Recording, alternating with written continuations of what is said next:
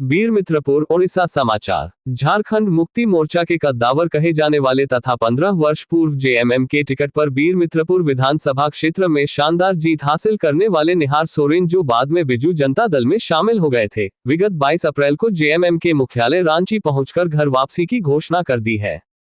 सूत्रों के अनुसार निहार सोरेन का बीरमित्रपुर विधानसभा चुनाव में बतौर प्रत्याशी चुनाव लड़ना भी लगभग तय माना जा रहा है। जेएमएम में वापस होने के बाद बीरमित्रपुर विधानसभा क्षेत्र का चुनावी गणित में नया मोड़ देखने को मिल सकता है। दूसरी ओर जेएमएम से ही अपना राजनीतिक करियर की शुरुआत करने वाले जॉर्ज तिर्की, जो पूर्व में 2 समर केएमएम के टिकट पर चुनाव जीतने का रिकॉर्ड बनाया था, परंतु झारखंड प्रदेश को मान्यता दिए जाने में ओडिशा के सुंदरगढ़ जिला को प्रदेश के नक्शे में शामिल नहीं किए जाने से खिन्न होकर पार्टी छोड़कर बीजू जनता दल में शामिल हो गए थे। कुछ अंतराल बाद बीजद छोड़कर निर्दलीय चुनाव लगाते हुए जेएमएम के निहार सोरेन से शिकस्त खा गए, फिर निर्दलीय जॉर्ज सेना का गठन कर 2 बार चुनाव जीते। इसके बाद फिर जेएमएम में शामिल हुए। कुछ अंतराल के बाद जेएमएम छोड़कर कांग्रेस में शामिल हुए। कांग्रेस में श्री तिर्की स्वयं सुंदरगढ़ लोकसभा के लिए चुनाव लड़ा, वही उनके पुत्र रोहित जोसेफ तिर्की विधानसभा चुनाव लड़े, परंतु दोनों ही को पराजय होना पड़ा। फिर श्री तिर्की कांग्रेस छोड़कर बीजद में शामिल होने के प्रयास में जुटे रहे, अंततः सभी अटकलों पर विराम लगाते हुए अपने पुत्र रोहित को बीजद में प्रवेश दिलाने में सफल हुए। साथ ही रोहित को 2024 चुनाव में विधायक के लिए टिकट भी हासिल कर लिए है।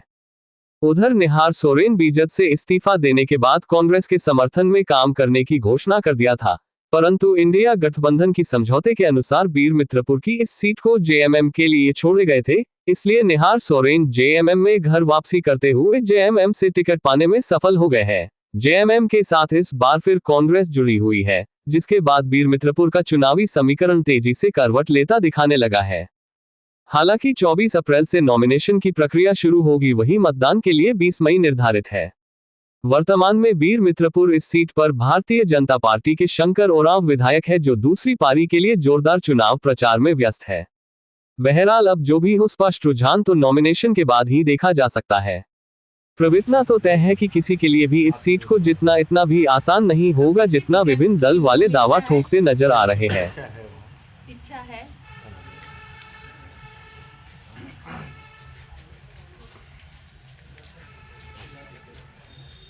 बीजेपी से मुंह भंग होने के पीछे की वजह क्या रही? देखिए, हमारा राजनीति तो पैदा गुरुजी ही की है, और एक पहचान भी अगर आज निहार सोरेन का है तो गुरुजी का उन्हें पहचान सी हुआ है, क्योंकि मैं गुरुजी के साथ आज नहीं बहुत दिन से जुड़ा हूँ, और वहाँ जितने भी आज नेता हैं किसी भी पार्टी में और एमएलए भी हुए हैं, तो गुरुजी का आशीर्वाद से हुए, उसमें से मैं एक हूँ।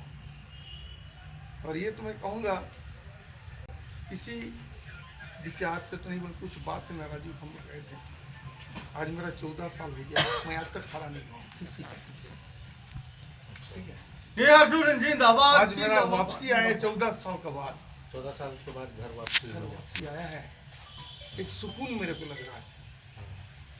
मैंने तहे दिल से, हम मेरी बहन जो अंजलि जो वहाँ का अध्यक्ष है, उनके नेतृत्व में और बाबा का आज आशीर्वाद पाए हैं, हमें बहुत खुशी है, और कामना करते हैं बाबा का आगे बढ़े, और उनका जो हम लोग का ज्ञान दिए हैं बहन अंजलि को हम लोग हमेशा साथ देंगे, और उड़ीसा में इनके नेतृत्व में पार्टी मजबूत होते हुए आने वाला इलेक्शन में निश्चय भूमिका सुंदर रहेगा और रिजल्ट जरूर पॉजिटिव होगा, ये हम कामना करते हैं।